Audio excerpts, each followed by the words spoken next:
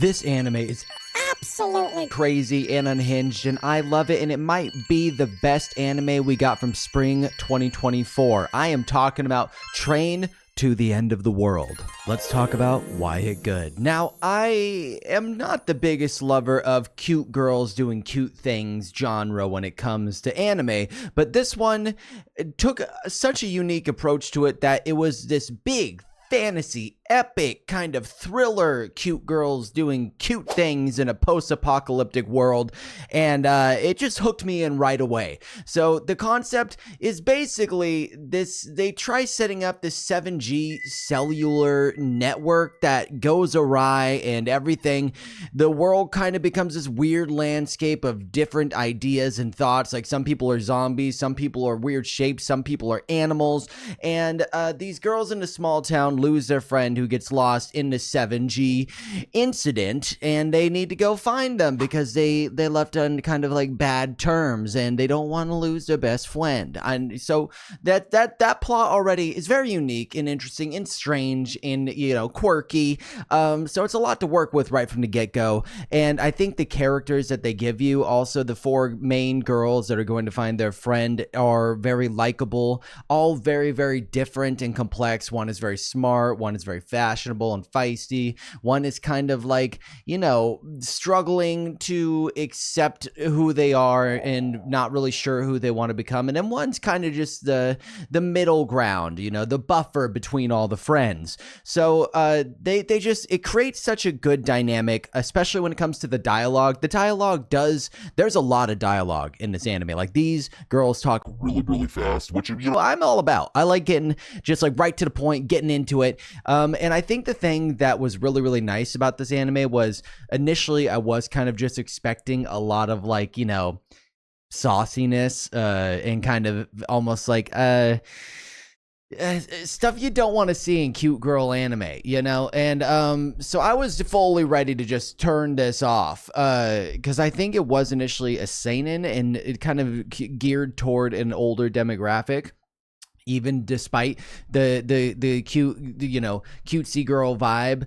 But yeah, I do think it was very respectable of the characters. Like, it really gave them each their own time to shine, and kind of gave into their ambitions and gave you space to learn about them. But the best part about this anime is the post-apocalyptic background and the setting, because they go on this train to go find their friend in this big city, which is like so many stops away from where they are, and every single stop they pass through is like a different atmosphere. Like I said, there's like places where people have become zombies, people have become like controlled by mushrooms in certain areas, but every different place is kind of like has its own style and like art design, and that is very fun. It keeps it lively, because like they could totally just be like, oh yeah, we went there, we got her, it's done, and it's, you know, the big emotional arcs, blah blah blah. But they decided to kind of keep the main focus on the visuals, on the background, on the fantasy element going around, and the comedy and slice of life kind of took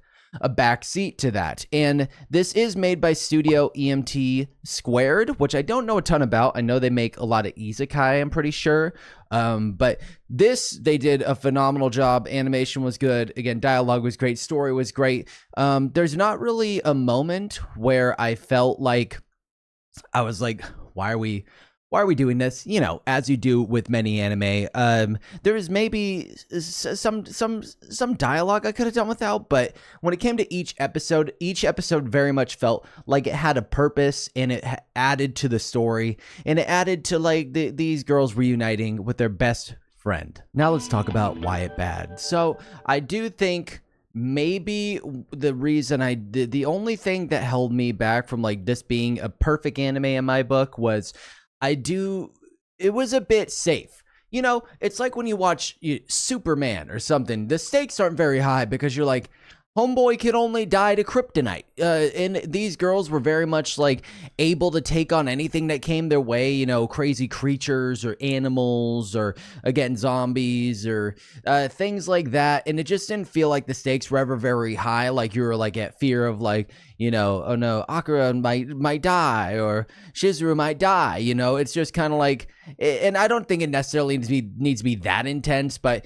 it like they got kidnapped maybe once or twice, and that was it. And I get it's supposed to kind of keep a fun, upbeat kind of vibe most of the way through, but I would have liked maybe the stakes to be a little higher. I also don't really feel like the emotional hit like was there as so much like because they're very much trying to get you to like fall in love with all these characters and their dynamic together. And I think together the four main girls, you kind of build that relationship with them as a viewer. But the girl that they're going to try and find, I don't really feel like I really cared a whole lot. Like they were obviously like, oh, we left on bad terms. I want to fix this. I want to resolve this. So they were definitely trying to set it up. Like they want you to have like that big feel moment or, you know, when they finally reconnect. But I didn't really feel that. I just didn't really care that much about the girl that got lost, honestly. Maybe just because there wasn't enough time spent with them in the show.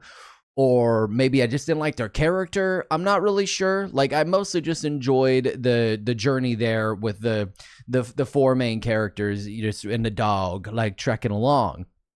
I will also say that I think some of the dialogue was maybe just a bit overdone. Like almost like it felt maybe a little just like extra or pretentious. Like there's scenes where they are just like riffing like crazy and there's just like so much going on that I'm like I can't really keep up. Like it almost felt like watching an episode of Frasier, you know, where they're going on like these intellectual rants and you're just trying to keep up and you're not really sure if it's necessary.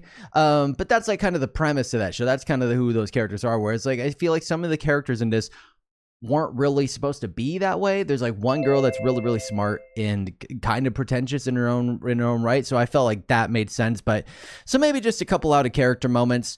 For the most part, though, I felt like everything aside from those few picks was pretty well done. So what are my final thoughts to Train to the End of the World? I think Train to the End of the World is a really, really good adventure fantasy, post-apocalyptic, cutesy girl anime. So I think if you're into any of those genres, especially, or just looking for something to kind of like switch it up, and it's a very good palate cleanser. Like if you've been watching too much shonen or too much slice of life, I think this in between any of those before you get to like a different genre or something is a really, really good option because it's kind of a blend of a lot of different things.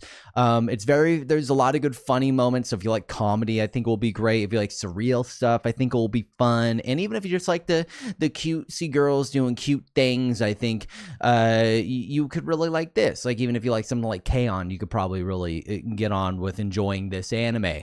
I think if I had to rate it, I'd probably rate it 8 out of 10. I think 8 out of 10 is probably where I'd put it. So I would recommend this really to pretty much most anime watchers, unless all you watch is like, again, really like fan servicey, saucy stuff, then this probably won't be for you because that's not in here, thank God. Yeah, so definitely check this anime out. Train to the End of the World, I think honestly was probably one of my top 3 anime from spring 2024. So I am pumped that I just finished this. I don't know if there's going to be more. I think the run might be done for the anime, and I think a manga might be starting. I'm not really sure. So be sure to go look that up. And until next time, you little otakus and chill viewers, I'll see you later. All right. Bye now.